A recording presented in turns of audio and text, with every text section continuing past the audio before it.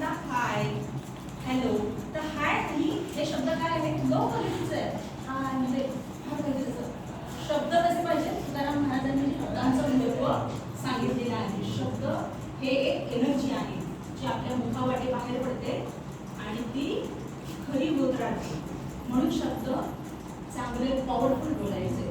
सगळ्यात पॉवरफुल शक्तिशाली शब्द कोणता माहिती आहे? एखादा शब्द तुम्ही सांगा की जो मला वाटतो एकदम पॉवरफुल आहे, छान आहे, त्याच्यामध्ये एनर्जी खूप चांगली असते, असं तुम्ही एखादा शब्द मला सांगा.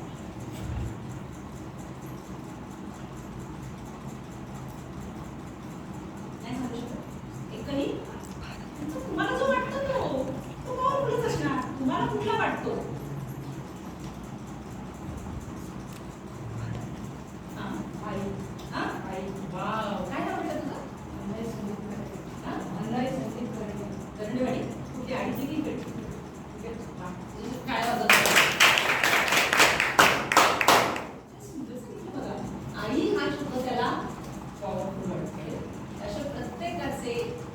काहीतरी असेल जे शब्द त्यांना पॉवरफुल आणि सगळ्यात शक्तिशाली आहे ओम नमः शिवाय किंवा कुठलाही तुम्ही मंत्र घेतलात तर त्याच्यात असतो ओम. असे आणि बरेच. आता तुम्ही जसं आहे आई म्हटलं, ओम हा एक वणी काय आहे? संपूर्ण ब्रह्मांडामध्ये वजनदार पॉवरफुल आहे. त्यामुळे आपली रीत काय आहे? आपण तुम्ही माणसं भेटली की राम राम म्हणे, राम राम पावलं, नमस्कार. तर हाय आणि हॅलो हे आपली संस्कृती नाही आहे. तर आता इथून पुढे तुम्ही जर कोणाच्या व्हॉट्सअपला हे करत असाल तर तुम्ही एक काहीतरी जय, आता हे करडेवाडीकडे काय म्हणतात? राधा काय जय कृष्ण हरी काय म्हणतात? तुम्ही भेटले रामकृष्ण हरी म्हणतात, रामकृष्ण हरी असं भेटले ते एकमेकांना. तर नमस्कार, राम राम हे शब्द काय आहे? पॉवरफुल आहे. आणि शब्द कसे बोलायचे? पॉवरफुल. ती एनर्जी आहे ती ब्रह्मांडामध्ये जाते. तुम्ही आपण काय आहोत? देवाचे अंश होत आणि तुम्ही जे बोलता ते खरं होत, ते ब्रह्मांडात जातं आणि एकदा गेलं की ते गेलं आणि परत गेल्यानंतर रिटर्न आपल्याकडे येतं. निसर्गाचा नियम आहे की ते आपल्याला रिटर्न करतं. मी माझी ओळख सांगते. मी वैदेही सुधीर सावंत. मी यशदा नावाची एक शासनाची संस्था आहे, त्याची स्टेट मास्टर ट्रेनर आहे. मी आपले व्हिडिओ गेल्या वेळेला विचारलं होतं की क्लास 1 ऑफिसर कोणाला व्हायचं आहे, तर तुम्हाला क्लास 1 ऑफिसर सांगता आले तर ते तुम्ही जरा युट्यूबला एक ज्ञानाचं भंडारी म्हणून त्या युट्यूबकडे बघा आणि त्याला विचारा, गुगलला विचारावं क्लास 1 ऑफिसर कोण कोण असतात.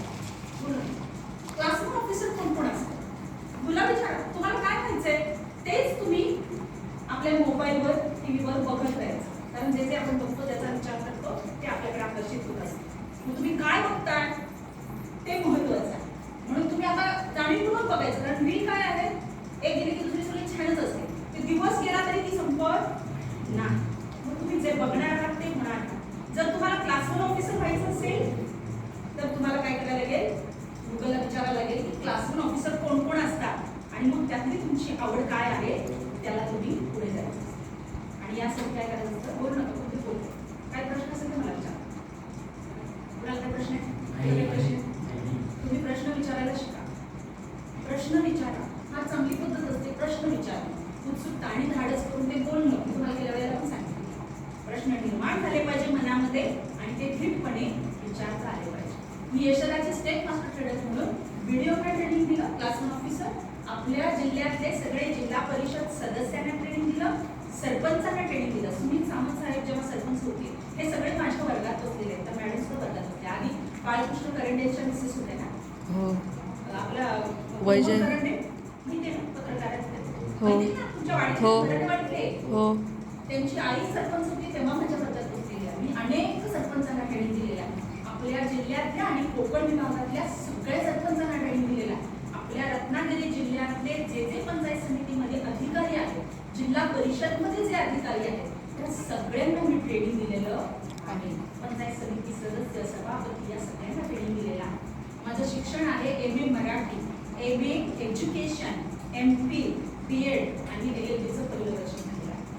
तर बाबासाहेब आंबेडकर म्हणतात ना की आपण आयुष्यभर शिकत राहिलो तर ज्ञानाच्या अथांग सागरामध्ये केवळ पायाचे तळवेच भिजल्यासारखं आहे. इतकं ज्ञान अथांग आहे आणि तुम्हाला ज्ञानाचं भंडार खुलं आहे. ते कुठलं?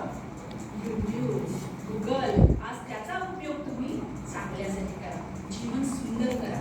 तुमच्या आजूबाजूला डोळे उघडून बघा, कोण दारू पितंय, कोण तंबाखू खातंय, कोण शिव्या देतंय ना. तर आपल्याला काय व्हायचं आहे हे मनाशी ठरवा. आणि त्यांची अवस्था आज काय आहे? सधन होणं, श्रीमंत होणं, विचारांनी श्रीमंत होणं, पैशांनी श्रीमंत होणं, मोठी स्वप्न. मी सुद्धा क्लासरूम ऑफिसर, मी शाळेमध्ये येतो, मला संधी मिळालेली आहे. तर मला शब्द काय आहे? शिव्यामुक्त समाज अभियान मी राबवते. तर शिव्या कुणीही द्यायच्या. शिव्या कशा आहेत? एकदम लो क्वालिटी. तुम्हाला लो व्हायचंय की पॉवरफुल व्हायचंय? बोलू नका प्लीज. तुम्हाला लो खाली जायचंय, उंचावर जायचंय?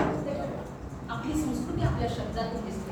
जेव्हा तुम्ही शिव्या देता तेव्हा तुम्ही कुठल्या पातळीवर आहात? आणि आपल्याला खाली जायचं, आपल्याला उंचावर जायचं आहे, असा तारा बनायचा आहे, चमकणारा तारा.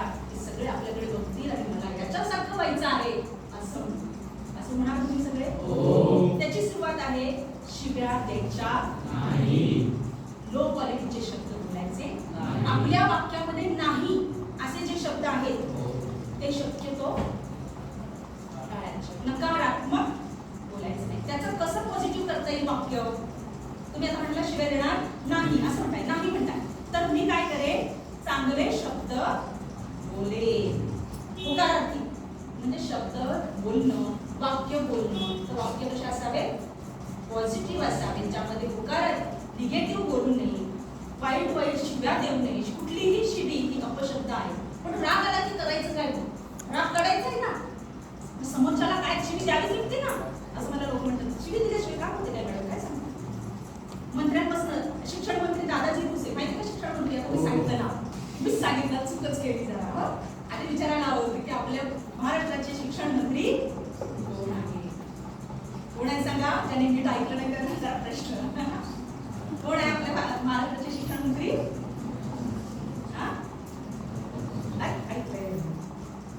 ऐकलं का? ठीक, सांग बेटा. छान. तुझं नाव काय बेटा?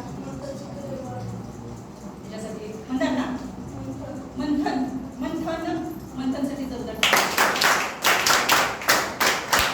दादाजी भुसे यांना भेटून आले. वैद्यकीय शिक्षण मंत्री कोण आहे? माझा नंबर लिहून आपण एक ग्रुप करूया आणि तुम्हाला असे काही जनरल नॉलेज, कारण तुम्हाला एक पेपर असतो जनरल नॉलेज, माहिती आहे का? तर त्याच्यामध्ये आपण असं काहीतरी चालेल तुम्हाला? फक्त तुम्हाला एकच आहे, आजपासून शिव्या कोणीही द्यायच्या नाही. शाळेच्या आवारात द्यायच्या नाहीत, बाहेर द्यायच्या नाहीत. आणि दिलं तर सांगायचं की वैद्यकीय सांगून मॅडम शाळेत येऊन गेल्या, त्यांनी सांगितले शिव्या द्यायच्या नाही. 91 30 20 47 47. ज्यांना मोठं व्हायचं आहे त्यांनी मोठ्या माणसाचा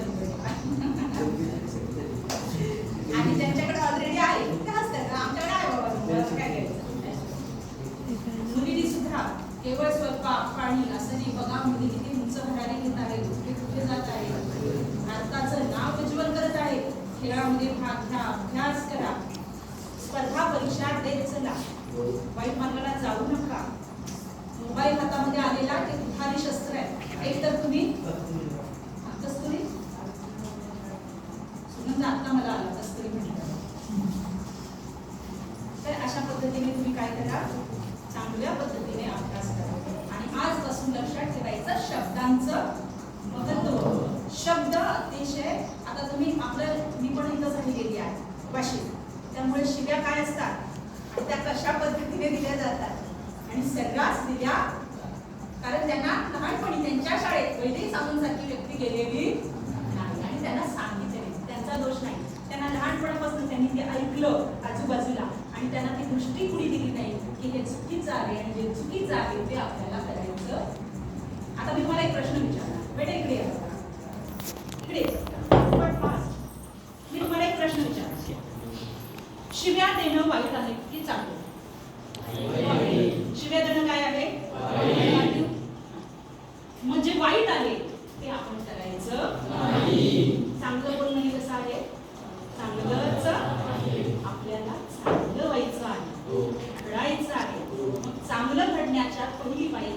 आपले शब्द. अतिशय प्रेमळ. मग राग आल्यावर काय करायचं? राग आल्यावर अंक मोजायचे. गेल्या वेळेला सांगितलं मी, गेल्या वेळेला सांगितलं 100, 99, 98 सुरू करायचं आणि आपला राग कंट्रोल करायचा. नियंत्रण असलं पाहिजे आपल्या मनावर, आपल्या शब्दांवर, आपल्या हातांवर आणि आपल्या विचारांवर सुद्धा. काय असलं पाहिजे? नियंत्रण. म्हणजेच काय? कुणाबद्दल वाईट विचार करायला लागलो तर सांगा मनाला की कोणाबद्दल वाईट विचार करायचा नाही, कारण तो रिटर्न, निसर्गाचा नियम काय आहे? रिटर्न आपल्याकडे येणार. समोरचा कितीही वाईट वागला तरी सुद्धा आपण आपला स्वभाव, आपला प्रेमळ स्वभाव आहे आणि आपला स्वभाव आपण कोणाच्याही साठी सोडायचा नाही. तुम्हाला ती गोष्ट माहिती आहे का? एकदा एकनाथ महाराज निघाले होते आणि एक विंचू पाण्यात बुडत होता. म्हणून त्यांनी माहिती ती गोष्ट तुम्हाला? तो विंचू पाण्यात बुडत होता म्हणून त्यांनी काय केलं? त्या विंचाला वाचवलं आणि खाली सोडलं. पण त्याचा स्वभाव, विंचाचा स्वभाव काय? डंख मारणं. त्यांनी डंख मारला आणि त्यांना खूप वेदना झाल्या. परत तो तिथेच पडला. परत त्यांनी उचललं, त्याला बाहेर आणायचं होतं. परत त्यांनी डंख मारला. आता डंख मारला की नॉर्मली माणसाच्या हातात काय होतं? कळ येते तर तो पडला. असं कितीतरी वेळा. पण त्यांनी तरी सुद्धा त्याला जोपर्यंत पाण्याच्या बाहेर येत नाही तोपर्यंत त्याला ते ती माणसं बघत होती. ते म्हणाले, अरे एकनाथ संत महाराज, एकनाथ महाराज, तुम्ही तो एवढा वेळा चालवत होता, मरू द्यायचं का त्याला? तुम्ही कशाला त्याला वाचवत होतात? तर ते म्हणाले की त्याचा स्वभाव आहे डंख मारणं, है ना? त्याचा स्वभाव आहे तो, त्यानं त्याच्या स्वभावाप्रमाणे वागला. पण माझा स्वभाव आहे की मी वाचवतो मरणाऱ्याला. त्यामुळे मी माझा स्वभाव कसा सोडू, तो त्याचा स्वभाव सोडत नाही, मी माझा कसा स्वभाव. म्हणून तुमचा स्वभाव काय आहे बघा. आणि जर आपल्याला प्रेमळ व्हायचं असेल, चांगलं व्हायचं असेल तर समोरचा कितीही त्यानं डंख मारला म्हणून आपण डंख मारायला. एकनाथ महाराजांना त्यानं विंचाला जाऊन विंचाला चावायला जात आपण, कुत्रा आपल्या जाऊन कुत्र्याला आपण चावायला जात नाही, कारण आपला तो स्वभाव. माणसाचा स्वभाव ही माणुसकी आहे, मानवता आहे, एकमेकांना मदत करायची आहे. अख्ख्या वर्गामध्ये कोण नाराज असेल, कोण उपाशी असेल, सगळ्यांनी एक एक भागचा तुकडा त्याला द्यायचा आहे. हा माणसाचा मूळ स्वभाव आहे. निसर्गाचा नियम आहे की एक बी जर पेरली, माझ्याकडे ऍपल असेल आणि त्या ऍपलची एक बी जर मी पेरली तर त्याचं काय होतं? मोठं. मग एक बी पेरलेली असते, फळं किती देतं निसर्ग? बरं तसं देतं का? ते त्या फळामध्ये बी परत देतं आणि एक बी असते का? हा निसर्गाचा नियम आहे की तुम्ही जे द्याल ते कितीतरी पटीनं तुम्हाला मिळणार आहे. एखाद्याला मदत करा, विचार करणारे व्हा आणि विचार करणारे होण्यासाठी वाचायला लागेल. मी आज तुम्हाला मी पुस्तक आणलंय का? मी काय बोलणार, भाषण पाठ केले का? हे वाचन आहे. मी अनेक पुस्तकं वाचलेली आहेत. मी कॉलेजमध्ये असताना मी खूप पुस्तकं वाचलेली आहेत. त्यामुळे मी क्लास 1 ऑफिसरना सुद्धा ट्रेनिंग देऊ शकते आणि जिल्हा परिषद सदस्यांना सुद्धा ट्रेनिंग देऊ शकते. ज्ञान आलं की धाडस येतं, आत्मविश्वास येतो आणि ज्ञान कशाने येतं? वाचनाने. त्यामुळे तुम्ही पुस्तकं वाचा. मी गेल्या वेळेला सांगितलं होतं. गेल्या वेळेला पण सानेगुरुजी आई वाचलं म्हणाले. सानेगुरुजी आईचं पुस्तक पण म्हणाले. तू म्हणाला होतास का? वाचन चालू आहे ना तुझं? हा, वाचन चालू करायचं. आता काही नवीन वाचलं नाही ना? त्यामुळे बस पण छान आहे. त्यावेळेला काय माझ्या एक मी प्रश्न विचारला होता, मी दुसऱ्यांदा आलेली आहे परत पण, तर तुमच्यामध्ये मला वाचन दिसू दे. काहीतरी वाचा, पुस्तक घ्या. कोण व्हायचे तुम्हाला? राष्ट्रपती अब्दुल कलामांचं पुस्तक वाचा. कुठलं अब्दुल कलामांचं पुस्तक आहे? हा, मला काय काय करायचं बेटा? बस बेटा हा, अब्दुल कलाम कोण होते माहिती का? कोण होते? आणि राष्ट्रपती होते. त्यांनी एक पुस्तक लिहिलंय. कुठलं लिहिलंय? अरे दाखव बोलला. असं बोलायचं नाही, असं हात धरून मग काळे वेळे भेटतात की नाही. पण तरी तुझं नाव काय बेटा? सायली कांबळे. सायली कांबळे. सायली कांबळे स्टेट